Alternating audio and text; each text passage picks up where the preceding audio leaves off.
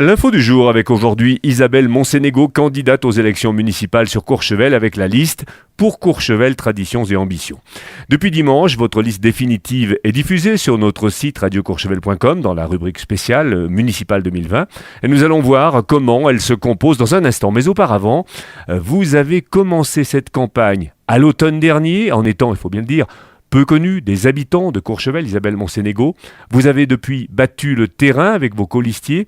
Est-ce que vous avez l'impression d'avoir comblé ce déficit ?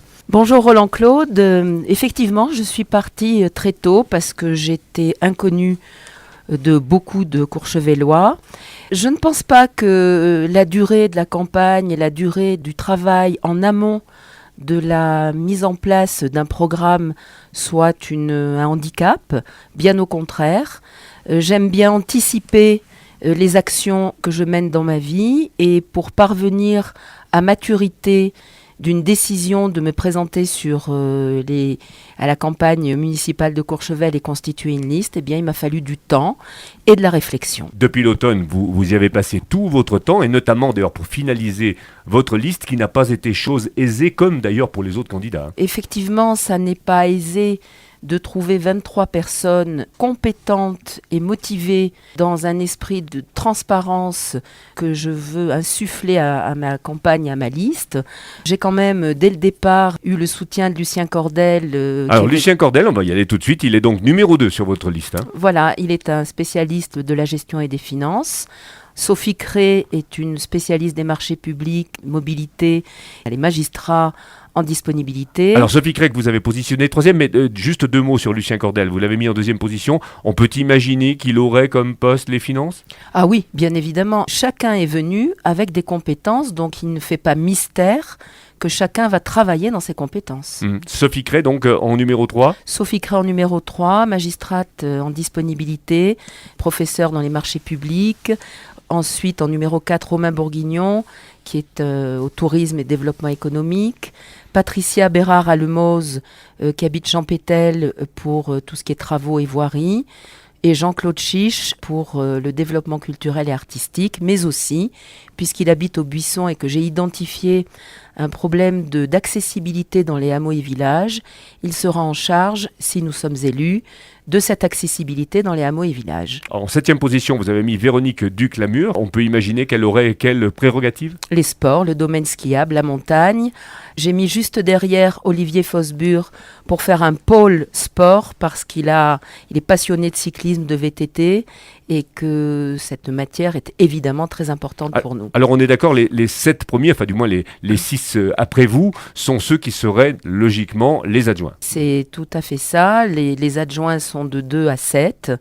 Il n'en demeure pas moins que sur ma liste, tout le monde est très motivé et compétent et que nous allons travailler par binôme, même ceux qui, si nous étions élus, ne seraient pas au conseil, notamment après le numéro 17, ce qui est probable, vont avoir un rôle important. Je pense précisément à Elisabeth Laverge, qui est une professeure d'histoire de l'art et une consultante en marché de l'art, qui bien évidemment travaillerait de manière très importante avec Jean-Claude Chiche. Qui est à la 19e position sur votre liste. Tout à fait. Et en réalité, toutes les personnes sur ma liste habitant à Courchevel de façon permanente, toutes ces personnes sont extrêmement motivées, donc ce qui nécessite, si vous voulez, une implication, même si ces personnes ne sont pas au conseil. Alors comme je l'ai fait pour aller plus vite pour les autres candidats, je vais donc donner les autres noms. En 9e position, Véronique Bénet. En 10e, Julien Abati. En 11e, Patricia Cardi. En 12e place, Alexandre Combe. En 13e, Brigitte Fourier. 14e, Philippe Rayet, puis Cindy Portanier, Roger Excoffier, Bénédicte Poinsin. Alors là, on passe à la 18e position, effectivement, où il y a moins de chances d'être élu, Benjamin Delot. Vous l'avez dit, en 19e, Elisabeth Laverge. En 20e, Bruno Convar.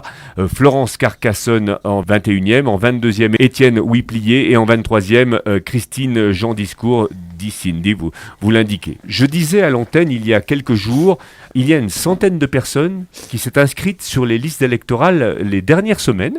Or, vous avez beaucoup œuvré, je crois, avec vos colistiers, pour encourager les gens à s'inscrire. Est-ce qu'on peut imaginer que sur ces 100, il y en a beaucoup qui viennent de vous ? ou qui risque de voter pour vous? Non, je n'ai rien fait, je n'ai pas eu d'action positive. Je me suis contentée de me faire connaître et de faire connaître mon programme et mon équipe. Je suis ravie de ce que vous m'indiquez. Sans doute y a-t-il un vent de changement pour Courchevel à venir.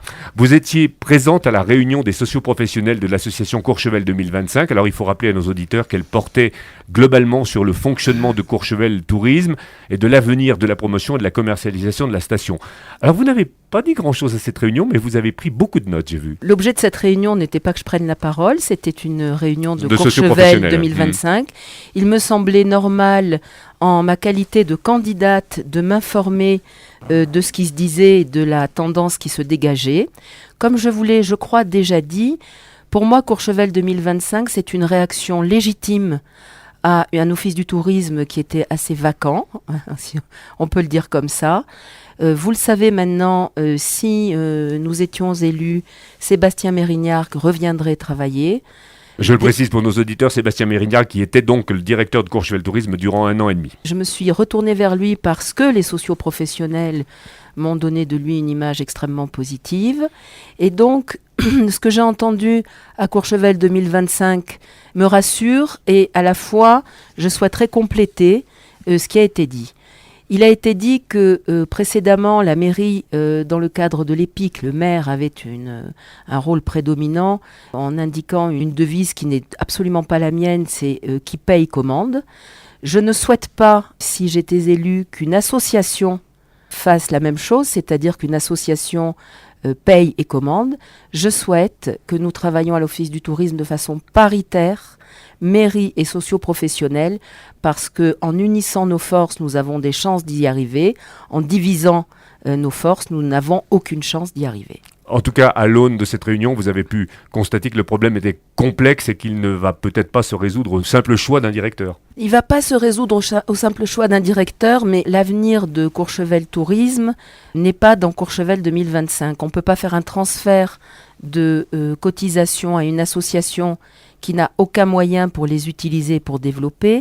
Il faut donc, comme l'a dit M. Pinturault d'ailleurs, établir une feuille de route, mais qu'elle soit commune, c'est-à-dire mairie et socio-professionnelle, qu'elle convienne à tout le monde et aller tous dans la même direction. Voilà, c'est l'intérêt de Courchevel et c'est pour ça que je me bats aujourd'hui. Parlons de vos prochaines réunions publiques. Elles débuteront le 2 mars à 18h à la Perrier, puis ensuite on donnera évidemment tous les rendez-vous. Qu'est-ce que vous en attendez de ces réunions publiques? Ce que je souhaiterais faire aujourd'hui, c'est une demande officielle à Jean-Yves Pachot et à Jean-Marc Belleville d'accepter, et ça me semblerait extrêmement intéressant, un débat public que vous pourriez animer d'ailleurs.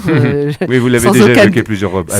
Sans aucun doute, un débat public dans la transparence et la sérénité pour que nous comparions nos projets, pour que nous comparions nos plans d'action. Et ça me semblerait vraiment un exercice démocratique très intéressant. Mais il n'y a pas d'autres qui vont entendre votre demande. Bon, le temps tourne, hein, malheureusement. Vous allez être obligé de revenir comme les autres candidats d'ici les élections. En tout cas, Isabelle Monsénégo, merci d'être venue en cette matinée pour nous parler brièvement de cette nouvelle liste. Merci de m'avoir reçu.